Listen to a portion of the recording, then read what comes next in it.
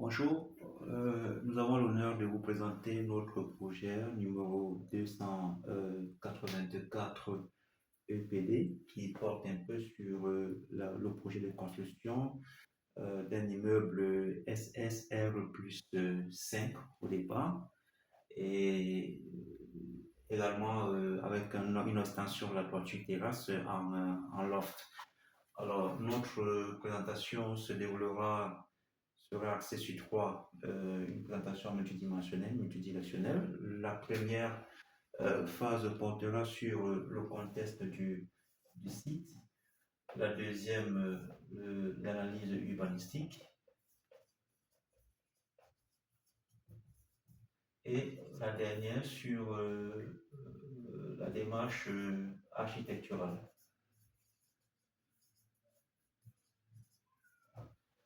Voilà un peu les trois axes sur lesquels nous allons travailler. Et bien sûr, si le temps nous permet, nous allons aborder aussi l'aspect financier. L'aspect financier ou financement, de toute façon, ce que vous voulez, pour pouvoir arriver en termes à une conclusion. Alors, d'abord, il faut dire que le site, avec une forme rectangulaire, desservi par une servitude, c'est pas, cet accès-là. Et nous avions au départ une autre servitude aussi du côté, si on suppose que le nord était ainsi, donc on devrait avoir en principe l'est là, l'ouest et le sud là, d'accord? Donc on avait au départ deux servitudes, la première côté nord-est, celle-ci qui est fonctionnelle, mais avec une emprise suffisamment réduite de moins de 2,50 m, soit environ 2,10 m de largeur. L'autre servitude côté sud-ouest a une largeur vraiment de cette convention de 3 mètres, mais à la seule finalité qu'elle soit occupée par, n'est-ce pas, des constructions voisines. Le site a au départ théoriquement sur les liquides de 515 mètres carrés, mais effectivement sur in situ nous avons trouvé environ autour une approximation de 500 mètres carrés. Alors, notre défi, les premières contraintes in situ résultaient du fait qu'il y a une construction R plus 1 côté nord-ouest, il y a une construction R plus 1 côté nord-est et des constructions plein pied côté sud-est, là. Et de ce côté, nous avons des constructions qui occupent l'emprise. Donc, nous avons essayé de discuter avec le représentant du client, notamment son épouse, pour essayer de voir un peu l'impact dû au fait que la servitude sud-ouest était inoccupée au moment où on procédait à la conception, parce que selon le maître d'ouvrage, il comptait justement la récupérer, mais au moment où on travaille, cette servitude est occupée, donc HS hors service. On s'est donc tenu qu'à la servitude nord-est, qui est celle qui est justement libérée, mais avec l'espoir de récupérer 1 mètre, n'est-ce pas, chez le voisin de droite qui a justement empiété, n'est-ce pas, sur le terrain en question. Donc, nous sommes pas sur la base d'environ 508 mètres carrés sur lequel nous avons travaillé. Alors, pour revenir à la démarche dans le point 2 sur l'aspect, l'analyse urbanistique, il faut dire que si on était parti sur la base d'un R plus 1 au départ, avec les considérations du plan d'urbanisme de la localité, de la ville, qui délimitait cette zone-là à justement une hauteur d'environ 18 mètres quelque chose, soit en fait un R plus localisé, délimité à R plus 4 simplement.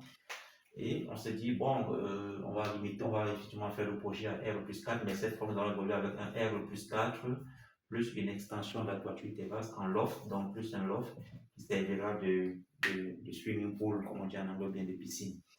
Donc, on va sur un R plus 4. Par contre, le sous-sol sera inaccessible dû au fait que la servitude sud-ouest ne soit toujours pas, à l'heure actuelle, libérée. Donc, on aura juste un accès, ce qui modifie un peu le programme, parce que le rez-de-chaussée sera d'abord actuellement délimité en 50% parking et puis 50% business, bureau, shop et console. Donc, avec une bande, bien sûr, sur l'aspect humanistique, il faut bien que le site puisse laisser une bande tout autour de 2 mètres environ, ou 3 mètres, ou encore la hauteur du bâtiment, mais avec une profondeur de 2 mètres, donc on s'est limité de part et d'autre à 1 ou 2 mètres ici, avec 3 mètres et 4 mètres 5 de ce côté-là, parce qu'évidemment, les voitures devaient pouvoir accéder. Autre chose, nous sommes aussi rendus compte évidemment sur le site que la plupart des personnes construisaient en empiétant au niveau de l'altitude, notamment dans l'enveloppe de l'encadrement du projet, dans le gabarit de leur projet, empiétaient sur le bâtiment allemand, donc ce qui a un peu motivé le volume qui lui a été inspiré, d'autres nous allons voir dans la suite avec la phase architecturale. Alors, nous avons maintenu donc le recul de part et d'autre et la statue est maintenue sur la route de plus de 7 mètres d'emprise, qui est effectivement normal, et avec l'espoir de récupérer une bande d'air qu'on aura à la fin, 3 mètres 10, ce qui va permettre justement l'accès des véhicules. Alors, à présent, sur le plan architectural, alors on a noté que dans la localité présente du site, c'est un peu côtier. Nous avons voulu revaloriser un peu son patrimoine culturel avec, comme vous le savez, des pirogues, parce qu'au départ, il faut dire que d'abord l'idée de départ, c'est qu'on constatait bien sûr que comme c'est des personnes notamment très romantiques, pour ce qui est des hommes, se plaisaient à parcourir des linéaires en mer, au moyen de la nage, pour aller dans d'autres villages dotés de très belles filles, de très belles femmes. Donc, cette histoire nous a quand même assez intéressés et nous avons dit, bon, nous allons partir de la conception des éléments qui les ont permis de se déplacer sur l'eau, à savoir des pirogues. C'est pourquoi les formes ont été inspirées en voyant virtuel de part et d'autre, c'est cette façon qui a été inspirée. Et on est abouti donc à cet élément-ci qui faisait qu'on avait un truc comme ceci, qu'on peut le constater là, qui inspirait la forme. Et là, on avait un cadre également avec des ouvertures là. Mais en réalité, vous avez bien en termes de hauteur, ça fait bien ici. euh, Là, on a bien, voilà, et là, nous avons donc le loft. Là, nous avons le loft. Là, nous avons bien le niveau d'étage 1, étage 2, étage 3, étage 4, et là, nous avons bien le rez-de-chaussée. Donc, ce qui fait que nous avons effectivement un R plus 4 avec un loft qui en fait l'extension de la toiture. Au rez-de-chaussée, on a prévu 50% de parking avec une capacité d'accueil de 6 véhicules, sans compter le débordement qu'on aura justement à la partie nord-est qui pourrait encore prendre 2 ou 3 autres véhicules avec un petit point léger potager, ce qui fait en sorte que les résidents qui sont au départ au nombre de, c'est ce qui nous donne 2 fois 4, 8 appartements, 8 appartements de 3 chambres, c'est-à-dire des F4, avec en rez-de-chaussée des bureaux, et au niveau du loft à l'étage, on a un swimming pool, c'est-à-dire une piscine, avec une aire d'environ 1 mètre, pas, pour assurer l'intimité des personnes qui vont nager. Et notons aussi que le loft en haut a la possibilité, donne la possibilité au maître d'ouvrage ou à ses occupants de louer cette partie-là à usage récréatif, parce que vous savez, dans les villes métropolitaines, le loyer c'est au mètre carré, voyez-vous. Donc, en plus d'avoir un lieu de divertissement, c'est-à-dire qu'une piscine qui surplombe l'immeuble, nous avons à côté aussi un espace qui peut être qui peut servir de terrasse pour des événements, pour l'événementiel, parce que vous savez, dans ce genre de ville-là, on assiste souvent au blocage des routes, n'est-ce pas, au blocage des routes, lorsqu'il y a par exemple des cas malheureux ou des cas heureux, n'est-ce pas? Alors donc, nous, on a pensé dans se disant que non, il faudra donc, n'est-ce pas, que ce loft-là puisse servir soit de terrasse pour événementiel, une terrasse événementielle, ou encore un espace de récréation, par exemple, pour l'usage de la piscine, par exemple. Donc là, vous allez avoir les plans, une vue globale du volume. Voilà un peu ce qui est en théorie. Donc, sur le plan en résumé, le site, au départ, qui avait 2 servitudes d'accès, se révèle accessible rien que par une seule servitude, la servitude nord-est, celle du sud-ouest étant occupée par des riverains, des voisins. Deuxième contrainte que nous avons, c'est que tout autour, il y a des maisons qui ne nous permettaient pas d'avoir des ouvertures sur les 4 côtés sans repenser un peu le côté intimité des différents voisins. Alors, on s'est inspiré, n'est-ce pas, des documents d'urbanisme et de localité qui stipulent bien clairement que le nombre d'étages dans cette zone-là n'est que de 4, même si la zone est reconnue comme étant une zone résidentielle, et légèrement, même si elle a présence de quelques boutiques, elle est quand même reconnue comme étant une zone résidentielle. Donc, on a donc prévu,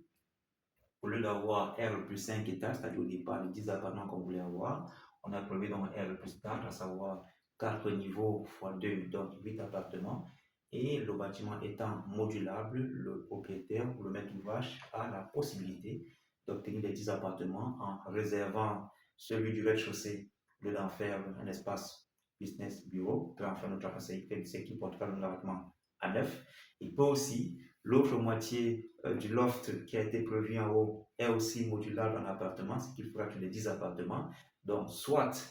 il va garder les 10 appartements au départ avec le swimming pool qui a toujours été prévu et au bas des parkings, ou encore il se contentera d'avoir 8 appartements, c'est-à-dire le niveau des 4 étages, 8 appartements, à savoir à raison de 2 appartements par étage, des appartements de 3 chambres. Et l'étage,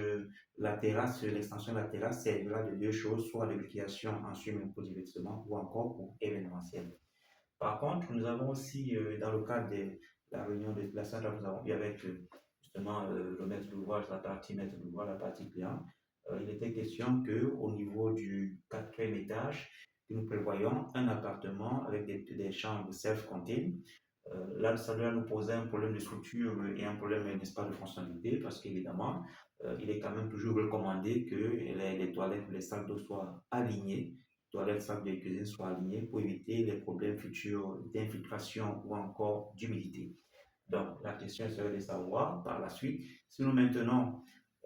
les 3 salles d'eau de l'appartement au niveau du quatrième étage self-compté, c'est-à-dire toutes les salles avec toutes les chambres avec des toilettes internes, il faudra bien pouvoir remodifier la répartition fonctionnelle de l'immeuble en faisant en sorte que un côté soit des appartements de 3 chambres avec les 3 chambres ou les rooms self-contained et l'autre côté des appartements de 2 chambres pour que le site puisse, le bâtiment, l'ouvrage puisse respirer sur le site sans poser des problèmes de fonctionnalité, à savoir de l'humidité. La forme a été cependant pensée non seulement pour revaloriser un peu ce côté, ce patrimoine culturel, ce riche patrimoine culturel Sawa, en utilisant la pirogue qui est un très grand symbole, ce qui allait motiver le volume qu'on voit de part et d'autre, mais elle a aussi également été pensée pour permettre une aération et une visibilité n'est-ce pas, du projet tout en assurant, tout en garantissant l'intimité des personnes à l'intérieur avec cette forme de courbe en hyperbole qui permettent non seulement d'empêcher au moment de l'extension future des riverains, d'empêcher qu'ils empiètent sur le gabarit de ce lot-là avec de l'obscurité sur le bâtiment. Donc ça permet à chacun de rester vraiment dans sa limite, même en altitude, parce que la forme en cours permet qu'au niveau d'en haut, ça laisse passer l'éclairage, l'aération, mais sans toutefois permettre que le voisin puisse un jour extendre sa maison en empiétant légèrement sur le site concerné. Donc, c'est une forme qui a des multiples atouts, en ce sens qu'elle garantit non seulement l'esthétique, elle garantit non seulement la valorisation, n'est-ce pas, du riche patrimoine culturel de savoir, mais elle garantit également, enfin, la fonctionnalité, le confort des populations. Et nous avons marqué un point essentiel sur l'aspect sustainable architecture, c'est-à-dire durabilité, qui va permettre en sorte que le bâtiment étant composé de 3 coques, c'est-à-dire 3 enveloppes. La première étant la structure, qui est habillée avec des parois en maçonnerie creuse, qui permet justement une absorption et une régulation de la température interne et donc de l'humidité forcément, et une troisième couche, une troisième enveloppe qui habille le bâtiment de façon non seulement à éviter une extension qui empiétera sur le gabarit, mais surtout à maintenir un confort thermique phonique à l'intérieur tout en restant l'intimité, sans toutefois oublier le côté humidité qui est très important dans les zones côtières. Donc voilà donc en résumé le projet ainsi proposé de notre part. Vous avez bien vu que là, il y a du parking en bas avec un accès piéton, n'est-ce pas, bien séparé, bien protégé, isolé, ce qui nous permet d'apprécier le volume, c'est ce que nous avons pu avoir. On voit bien que là, le loft, il n'est pas d'une forme régulière, comme celle qu'on a souvent retrouvée dans les autres projets, mais il a aussi la particularité que les réservoirs d'eau seront dilués, seront noyés dans le volume. On ne pourra pas voir les réservoirs qui supportent les bâtiments comme ça se voit dans les villes, ce qui n'est pas très joli. Il permet également aussi de recevoir toutes les splits. Toute la climatisation sera bien sûr intégrée dans le volume. Je ne vais pas intégrer, mais plutôt noyée dans le volume, donc ne sera vraiment pas perceptible de l'extérieur, parce que lorsque dans un bâtiment, une architecture laisse paraître la climatisation de l'extérieur, c'est un peu salissant, ça donne un peu d'un caractère complexé, soit de l'occupant, ou de toutes les façons, c'est quand même pas une très grande réussite. Nous avons également enfin pensé à un vitrage qui va garantir non seulement un éclairage diurne permanent et constant, mais aussi et surtout une isolation phonique et thermique, parce que le double vitrage qui a été mis là d'abord permet l'isolation phonique, mais également une isolation thermique dans ce sens que la température, le transfert thermique est régulé par ce point d'air-là qui va exister entre le double vitrage en réalité. Et bien sûr, au niveau du concept, ce qui a d'ailleurs motivé la création de la résidence, savoir la résidence canoë, vous voyez bien que ce sont des éléments en forme de pirogue qui ont été maintenus pour laisser une espèce de un caractère imposant du bâtiment dans une simplicité et légèreté qui traduit un peu non seulement le caractère humble et très responsable du propriétaire, mais aussi le caractère prestigieux, n'est-ce pas, de son épouse qui nous a semblé quand même très attaché aux éléments de